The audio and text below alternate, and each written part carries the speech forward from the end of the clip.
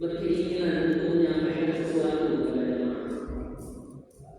Lalu saya berkata, ya Allah, aku ingin menyampaikan ini kepada jemaah. Cuma tidak ada waktu yang tepat.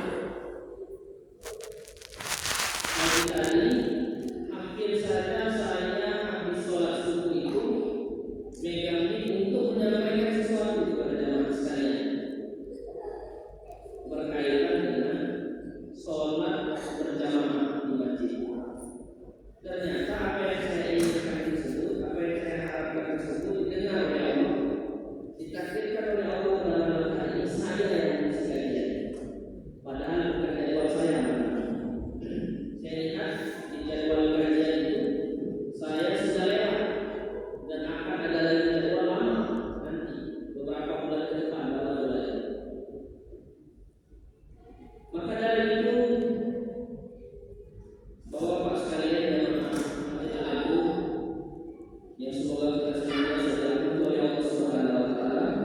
Pada kesempatan ini saya ingin menyampaikan tentang adab-adab sholat berjamaah, terkhusus kepada jamaah Masjid Al-Agung, jamaah tetap yang hampir 5 waktu kita sholat berjamaah di masjid. Ada banyak sekali adab-adab ketika melaksanakan sholat berjamaah. Ada aturan-aturan dalam kita melaksanakan sholat berjamaah tersebut. Bukan hanya kita sholat-sholat saja, ikut-ikutan saja, yang penting berdiri di belakang imam. Maka dari itu mari kita untuk belajar memahami apa saja adab-adab dalam kita melaksanakan sholat berjamaah. Kalau kita berbicara tentang sholat berjamaah di masjid, banyak sekali hadisnya, bahkan pendapat para ulama tentang kewajiban sholat berjamaah. Ada dua pendapat. Ada yang mengatakan sholat berjamaah di masjid itu wajib, harus bagi laki-laki. Ada yang mengatakan sunnah, tapi sunnah muakkad. Tapi lebih cenderung kepada wajib untuk sholat berjamaah di masjid. Bahkan pada zaman Nabi kita Muhammad SAW ada seorang yang buta, lalu ditanyakan dengan Nabi, wahai Nabi, wahai Rasulullah, aku ini buta, boleh tak tidak sholat di masjid? Karena kalau tidak di masjid susah, tak kaki yang nganter, tak kaki yang itu kata yang buta. Maka Nabi tidak mengatakan boleh, tidak juga mengatakan tidak boleh. Tapi Nabi berkata, apakah kalian mendengar? Apakah kamu mendengar suara azan? Maka orang itu mengatakan, iya ya Rasul. Kalau begitu, berhentilah panggilan Allah tersebut. Artinya orang yang buta pun tidak ada alasan untuk tidak melaksanakan sholat berjamaah di masjid. Akan tetapi ada juga usul-usul yang membolehkan kita untuk tidak sholat berjamaah di masjid. Di antaranya adalah hujan yang lebat, maka kita boleh untuk sholat di rumah masing-masing kalau dalam kondisi tersebut. Ada beberapa juga usul yang khusus, misal kita sangat lapar atau sangat haus sehingga lebih diutamakan untuk makan dibanding kita melaksanakan sholat, atau makan kelapa pindang, atau takut ketinggalan kereta, istilahnya ketinggalan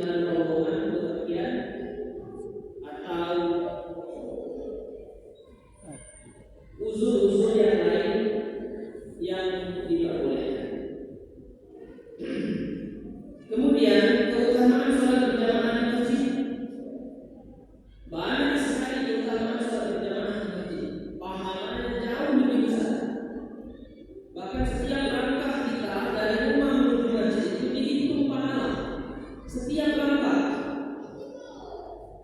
Lebih bagus lagi Bapak Ibu sekalian, dari rumah itu sudah berwudu dari rumah.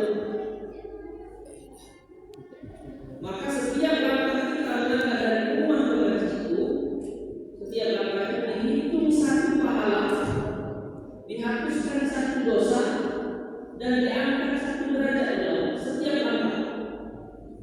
Semakin banyak langkahnya, semakin banyak pahala, semakin banyak dosa dihapuskan, dan semakin tinggi derajat diangkat oleh Allah Subhanahu wa taala. Kemudian orang yang melaksanakan sholat berjamaah di masjid seperti yang sering kita laksanakan, itu pahalanya 27 derajat dibandingkan sholat sendirian. Artinya setara dengan 27 kali lipat dibandingkan kita sholat sendirian. Begitu besarnya pahala melaksanakan sholat berjamaah. Dan masih banyak lagi penjelasan-penjelasan lain tentang keutamaan atau pahala kita melaksanakan sholat berjamaah. Kemudian karena waktunya singkat, ini Bapak sekalian kita langsung saja, karena takut tidak terlalu habis disampaikan. Ada beberapa ayat ketika kita melaksanakan sholat di masjid atau sholat berjamaah di masjid. Kami singkat saja beberapa penjelasan, sekitar 20 penjelasan. Satu, tidak lewat di depan orang yang sedang sholat. Itu sholat di masjid. Jangan asal warawiri di masjid. Ini sering saya lihat jamaah itu sembarangan saja lewat di depan orang sholat. Lebih sembarangan lagi yang sholat. Nak nyalakan yang lewat gak baca, nak nyalakan yang sholat juga gak baca. Karena dua-duanya sama. Kenapa salah Ustaz? Yang lewat gak tahu hukumnya, gak tahu kalau itu dilarang lewat di depan orang sholat. Yang sholat masih lain sholat tengah-tengah, nggak tahu jalan untuk nak lewat dan keluar masuk, dia sholat di situ. Maka di mana Ustaz tempat sholat yang bagus? Kalau sholat sunat atau sholat sendirian, menghadap sutra. Kalau di masjid menghadap sutra. Apa dia itu sutra? Sutra itu pembatas, batas itu sholat. Sutra itu disolitin, jadi merapat ke ini. Jadi tahu bahwa batas sholat itu adalah ini.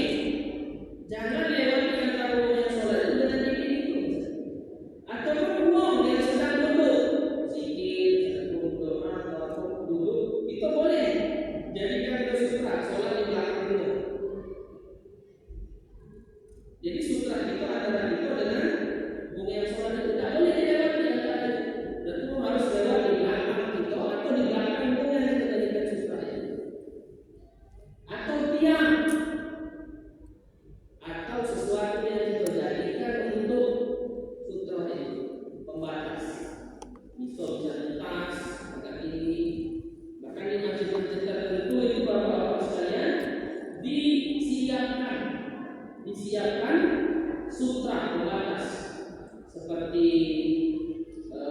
papan, kalau bisa dipindah-pindahkan sholat pada itu. Di dalam hadis dikatakan lebih baik dia menunggu 40 tahun dibandingkan dia lewat di dalam sholat itu. Adik-adik